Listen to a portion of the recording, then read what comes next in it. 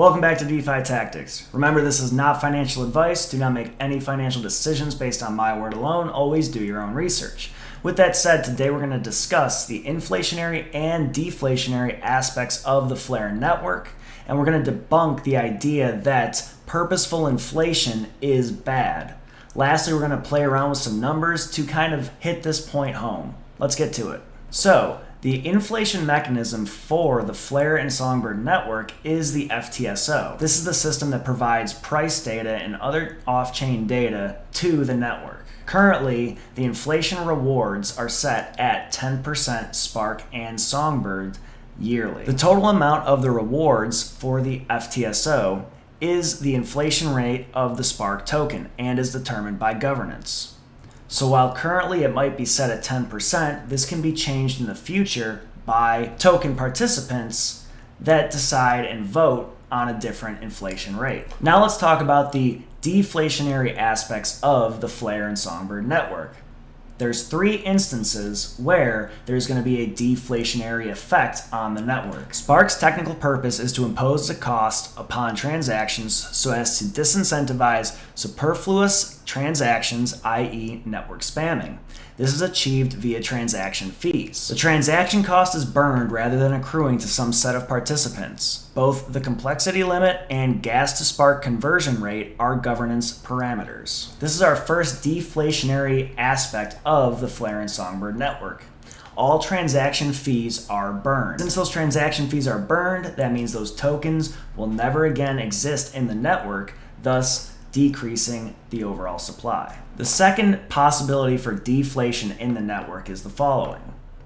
The network has the right to dissolve the foundation if desired, the Flare Foundation.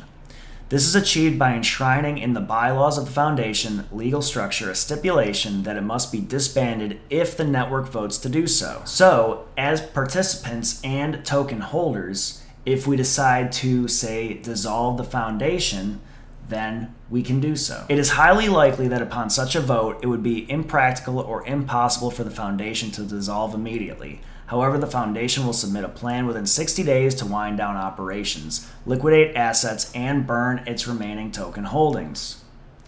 Any non-Spark assets will be used to purchase Spark tokens, which will then be burned. So, this is another instance where there's a deflationary effect on the network. Now, I'm not saying that we should dissolve the foundation. All I'm saying is that if the foundation were to dissolve, then its Spark holdings would be burned. This would then lower the supply of Spark tokens in the overall ecosystem. The last instance where there's a deflationary effect on the network involves the F-asset or FXRP protocol and system. In the event that an agent does not redeem one-to-one the XRP for the FXRP, then a portion of those holdings get burned, thus lowering the supply of Spark tokens. In a redemption, there's a redemption failure fee. The redemption failure fee is equal to the redemption fee on the amount of XRP missing at this prevailing XRP Spark rate, which may have changed since the redemption transaction was initiated. This is to ensure that the transaction costs to acquire the missing XRP using Spark are covered.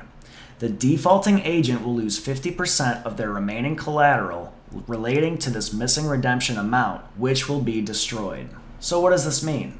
This means that in the event that the F asset or FXRP or F Litecoin, whichever F asset, if that F asset fails to be redeemed by the agent, then the agent is severely penalized, and a portion of the Spark holdings that they held in relation to that FXRP as collateral gets burned and will never again be in the Flare or Songbird ecosystem. Thus, this is our last deflationary event on the Flare network or the Songbird network. So we have an idea of the inflation rate, 10% for both the Songbird and Flare networks. However, let's get an idea of how powerful the deflationary aspect is by doing some math on the transaction fee deflation. Remember that all transaction fees are burned. So as you can see, we're sitting at 1.576, about to be 1.577 million transactions that have occurred since the Songbird Network launch. Now, assuming that the transaction fees are anywhere from 0.07 Songbird to, I've seen them as high as 0.12 Songbird, let's do some math in order to figure out exactly how much Songbird has been burned. We're going to go ahead and type in 1,576,944 total transactions. Keeping in mind there's a fee, so we're going to multiply all those transactions by the lower end of the fee. So we'll say 0.07 Songbird.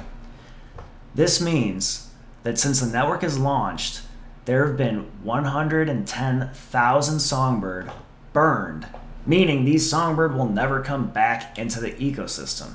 Because the transaction fees are burned, we have lost the Songbird forever.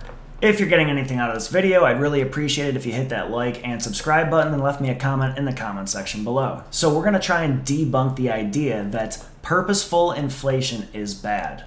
What do I mean by purposeful? I mean that the inflation is used to incentivize participation in the network as well as provide correct price data and off-chain data. So in this first example, this is our no-flation example, meaning there's no inflation to reward participation in the network. Again, I want to harp on this participation, as participation allows the network to not only thrive, and by using inflation to incentivize participation, the network is better for it overall. So in this no-flation example, we're going to look at this here. We've got a circulating supply column, our price column, and our market cap column. This is for the total network.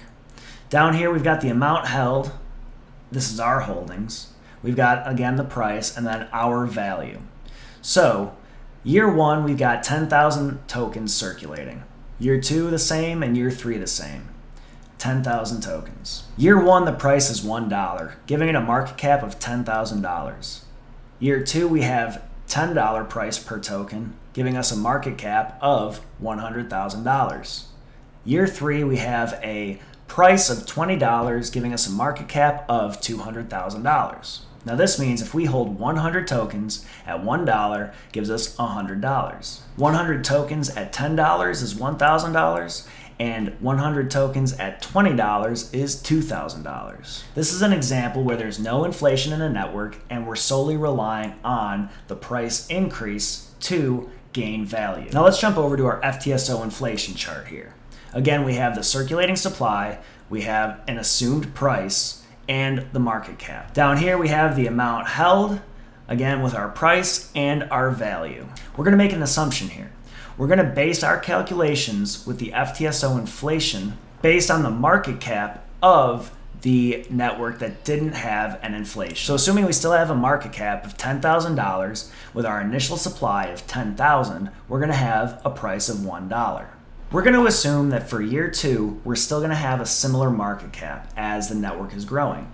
However, our circulating supply is now 11,000 tokens, which means that our price is now at $9.09, slightly lower than the $10 in the network that didn't have any inflation. For year three, again, we're assuming a similar growth of market cap at $200,000. However, we've got the circulating supply now at 12,100 tokens. This means that our price is going to be at $16.52. Again, lower than the $20 in the no inflation example. Now again, the inflation is to incentivize participation. So if we are participating in the network, then our holdings and our value are going to adjust. And the price doesn't matter as much as our value of all our tokens together. So in this example, at the year one, we're holding 100 tokens. Again, at $1, we have $100. During year two, assuming we get just a 10% increase on our tokens by participating because of the inflation, at $9.09, we have $1,000 value. Even though that the price is lower, because we're assuming a 10% increase in our token holdings based on the inflation, our overall value is still at $1,000. For year three, we have 121 tokens, again assuming a 10% increase from our previous year's token holdings. So at the token value of $16.52, we're still sitting at an overall valuation for our token holdings of $2,000. These values are exactly the same based on the inflation network and the noflation network. This is because even though the price for each individual token is less, our holdings have increased. So now let's jump back over to the Flare Metrics site.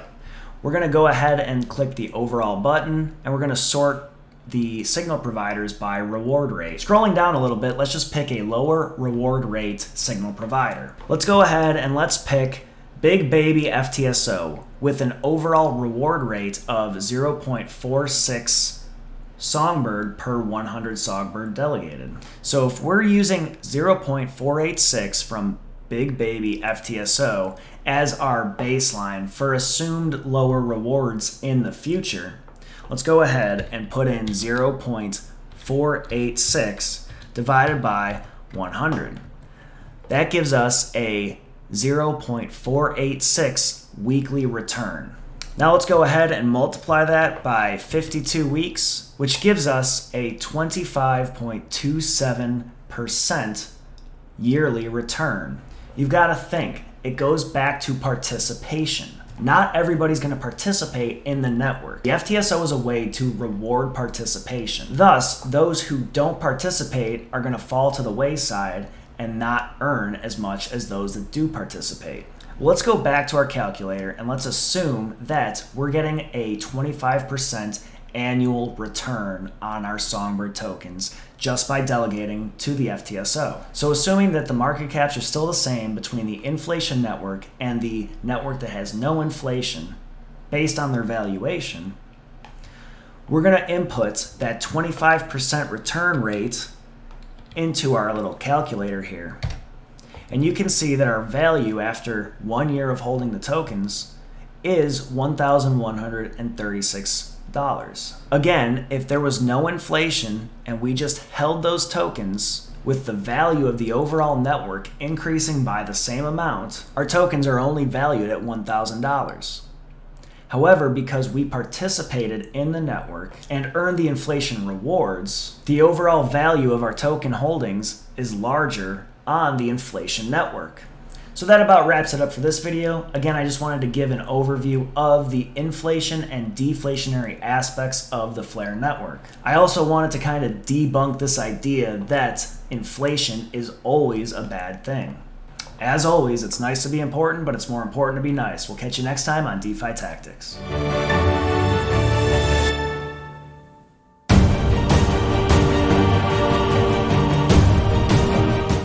In the event that an F agent, both the complexity limit and gas to spark conversion rate are governance